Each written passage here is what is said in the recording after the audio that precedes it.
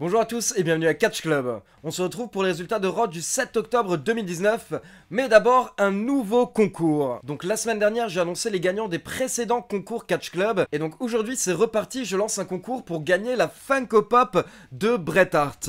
Donc voilà, je vous la montre bien à la caméra, honnêtement elle est superbe. Et pour ceux qui suivent Catch Club depuis quelques temps, vous savez maintenant que j'adore Bret Hart. Le premier match de catch que j'ai vu de ma vie, c'était en 1993, j'avais 4 ans, et c'était Bret Hart contre Bam Bam Bigelow au King of the Ring 93. Et à partir de ce match, en fait, j'ai jamais arrêté de regarder du catch, je suis totalement tombé dedans à fond, et c'est en grande partie grâce à Bret Hart. Donc si vous souhaitez gagner cette Funko Pop Bret Hart, rien de plus simple, rendez-vous sur le site catchclub.fr. Il y aura un article concernant la Funko Pop, et donc il suffira de commenter cet article. Vous pouvez mettre ce que vous voulez en commentaire, par exemple n'hésitez pas à me dire quel était le premier match que vous avez vu quand vous êtes tombé sur du catch pour la première fois. Et pour info, ça ne sert à rien de laisser plusieurs commentaires, ça ne vous fait pas participer plusieurs fois. Donc voilà, il suffit juste d'aller sur catchclub.fr, sur l'article par rapport à la Funko Pop, et laisser un commentaire sur le site. Je vous laisse le lien de l'article à commenter dans la description. Et donc on peut passer aux résultats de Raw. Et hier soir, ce qu'on attendait tous, c'était de voir The Fiend ou Seth Rollins. Parce que pour ceux qui ont vu Hell in a Cell, vous avez pu voir qu'à la fin du main event, le public s'est retourné contre le show et contre Seth Rollins qui s'est fait huer. Et c'est en grande partie parce que les fans n'ont pas aimé que le match se fasse stopper et parce que beaucoup des fans souhaitaient voir The Fiend champion. Du coup, hier soir, on souhaitait voir la réaction des fans envers Seth Rollins et on pensait tous qu'il allait se faire huer. Mais au final, justement, la WWE a bien joué le coup parce qu'ils n'ont pas fait apparaître Seth Rollins ni The Fiend hier soir lors de Raw. Donc c'était sûrement pour éviter un backlash, une mauvaise réaction de la foule. Il faut savoir que hier soir on a juste eu le droit à une vidéo qui nous a récapitulé le match entre The Fiend et Seth Rollins, mais ni The Fiend ni Seth Rollins sont apparus durant Raw, et The Fiend est apparu après le show dans le segment bonus, et il a porté le Mandible Claw à Cesaro. Pour info, il faut d'ailleurs savoir que The Fiend et Sasha Banks sont ressortis blessés du pay-per-view Hell in a Cell, et que du coup ils n'avaient pas reçu le feu vert des médecins pour catcher hier soir. Et donc justement hier soir le show démarre avec Rusev qui est dans le ring et qui est en train de se faire frapper par King Corbin et Randy Orton. Mais Rusev a essayé de se défendre, les catcheurs se sont retrouvés à l'extérieur du ring,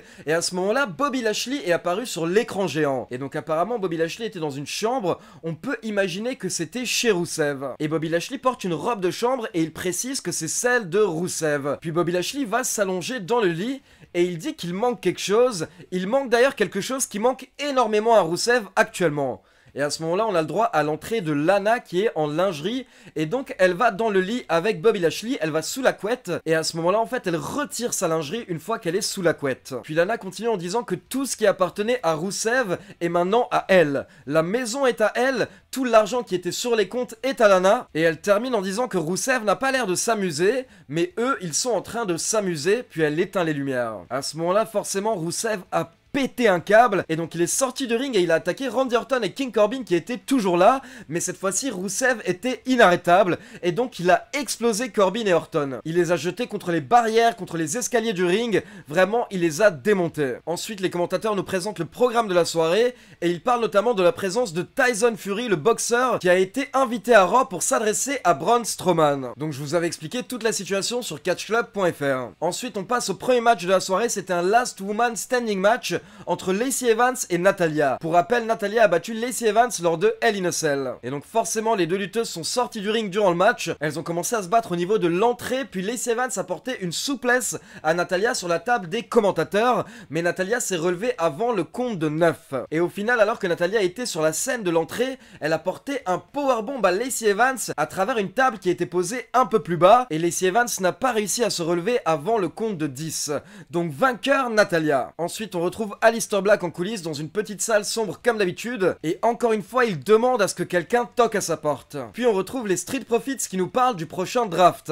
Donc pour info, il va y avoir un draft WWE qui va commencer ce vendredi à SmackDown et qui va continuer la semaine prochaine lors de Raw. Et enfin, toujours en coulisses, on retrouve le boxeur Tyson Fury en interview. Et donc Charlie Caruso demande à Tyson Fury pourquoi est-ce qu'il provoque Braun Strowman. Mais Fury explique qu'il ne provoque pas Braun Strowman. Il explique qu'il est allé à SmackDown pour s'amuser avec sa famille famille, mais à ce moment-là, en fait, Strowman s'est moqué de lui et Tyson Fury s'est retrouvé à se faire étrangler par la sécurité sans aucune raison. Donc il dit que ce soir il est là car il souhaite avoir des excuses de Braun Strowman, sinon il va s'occuper de lui. Puis le second match de la soirée, c'était Robert Roode et Dolph Ziggler contre les Viking Raiders dans un match par équipe qui n'était pas pour les titres. On a eu le droit à un match assez long de près de 17 minutes et au final ce sont les Viking Raiders qui ont remporté le match avec le Viking Experience sur Dolph Ziggler. Et donc pour info, grâce à cette victoire, les Viking Raiders ont mérité un match pour les championnats par équipe. Et après le match, on retrouve à nouveau Aleister Black en coulisses et il dit qu'il se dirige vers le ring pour trouver un adversaire. Et à ce moment-là, quand on repasse dans le ring, on a le droit à la présence des Singh Brothers. Les Singh Brothers nous expliquent qu'ils sont la meilleure équipe de 205 Live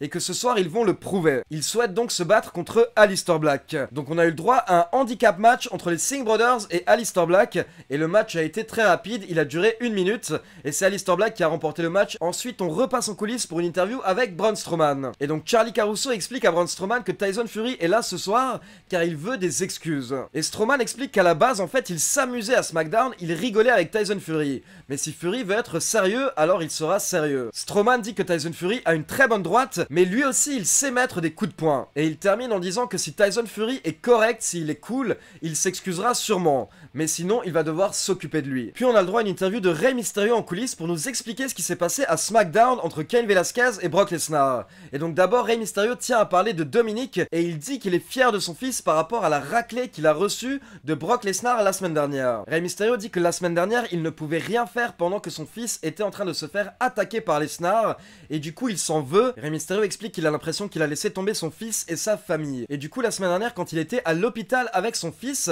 le parrain de son fils est venu les voir et donc il explique en fait que le parrain de son fils est Cain Velasquez. À ce moment-là Rey Mysterio précise justement que Cain Velasquez est la personne qui a battu Brock Lesnar en 2010 à l'UFC pour lui prendre le titre mondial poids lourd. Et il ajoute que Cain Velasquez peut se vanter d'être la seule personne au monde qui fait peur à Brock Lesnar. Donc il dit que Cain Velasquez est la seule personne qui peut venger sa famille. Donc logiquement, comme je vous en ai parlé sur catchclub.fr, ça va sûrement nous mener à un match entre Brock Lesnar et Cain Velasquez à Crown Jewel. Puis on a eu le droit à une nouvelle vignette qui hype les AOP. Donc comme d'habitude, les AOP étaient en coulisses et ils parlaient en albanais et en indien. Et ensuite on passe au 4e match de la soirée, donc The OC, AJ Styles, Luke Gallows et Karl Anderson contre la Lucha House Party. Honnêtement, il n'y avait pas vraiment de suspense concernant ce match et on a eu le droit à une victoire The OC en 10 minutes avec un phénoménal forearm de AJ Styles.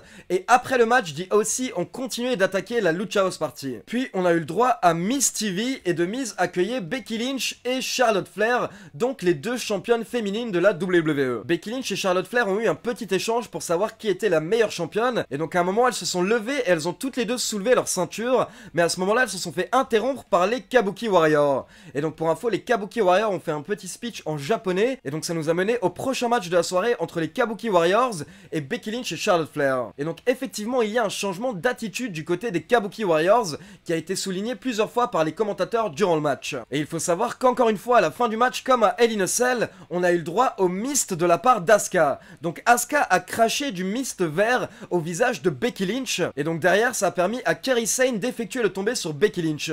Donc vainqueur les Kabuki Warriors. Mais ce n'est pas terminé car après le match les Kabuki Warriors voulaient attaquer Charlotte Flair, mais à ce moment-là Alexa Bliss et Nikki Cross ont fait leur entrée pour s'en prendre aux nouvelles championnes. Donc on imagine que Alexa Bliss et Nikki Cross aimeraient bien avoir une chance pour pouvoir récupérer leur titre. Ensuite très rapidement en coulisses on a eu des petites interviews de Ricochet et de Apollo Crews où ils nous ont expliqué qu'ils sont de très bons amis et qu'ils se connaissent depuis des années, mais que ce soir ils mettront ça de côté durant leur match. Et donc ça nous mène au 6e match de la soirée, Ricochet contre Apollo Crews. On a eu le droit à un match très rapide de 4 minutes et c'est Ricochet qui a remporté le match avec son recoil. Et en fait hier soir les commentateurs expliquaient que pour la plupart des catcheurs c'est l'occasion de se montrer avant le draft pour espérer être drafté dans les premiers choix. Puis on passe au dernier segment du show, on a Jerry Lawler qui est dans le ring pour accueillir le boxeur Tyson Fury. Et donc Tyson Fury nous explique à nouveau ce qu'il avait dit plus tôt en coulisses, c'est qu'à la base il était à SmackDown avec sa famille pour passer un bon moment, mais d'un coup il s'est retrouvé à se faire étrangler par la sécurité, et donc il demande des excuses à Braun Strowman. Et donc directement Braun Strowman fait son entrée, il monte sur le ring, il prend le micro,